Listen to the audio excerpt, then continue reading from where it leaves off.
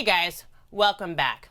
So tonight we're going to discuss a question that I got from a parent, and that's why is it so important to know the function of a behavior?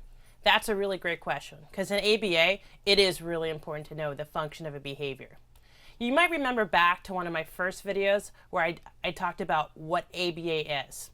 So what we discussed is that an ABA therapist changes a behavior by figuring out what happens before a behavior and what happens after a behavior. So the after the behavior part, that's the behavior intervention. The before the behavior part is the really important part to know what we're supposed to do. So there's two terms you're probably going to hear really often from your behaviorist. Number one is the topography of behavior. That's what a behavior looks like. And the second is the function of a behavior. And that's why a child's engaging in a behavior. Oftentimes, the topography of behavior can look the same, or in other words, a behavior can look the same, but actually a child's engaging it for two very different reasons.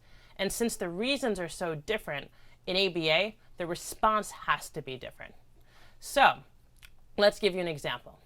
Let's say that Joe is playing with his toy train, and then he hits his sister Sally. Well, Mom comes in and finds out that Joe hit Sally and gives Joe a timeout. Well, that's probably an appropriate consequence because Joe is playing with his trains. And so he lost his trains, an undesirable consequence as a result of hitting his sister. But let's look at another example. Let's say Mom tells Joe to put the trains away, and then he turns around and hits his sister. And then Joe gets a timeout. Well, in reality, Joe is getting exactly what he wants. He doesn't have to clean his trains up. That's why it's so important to know what the function of a behavior is. And that can be really hard to find out. The best way to know the function of a behavior is to really ask your behaviorist to conduct an FBA, or functional behavior assessment, or simply to take ABC data, which will determine what happened before the behavior, what the behavior was, and what happened after the behavior.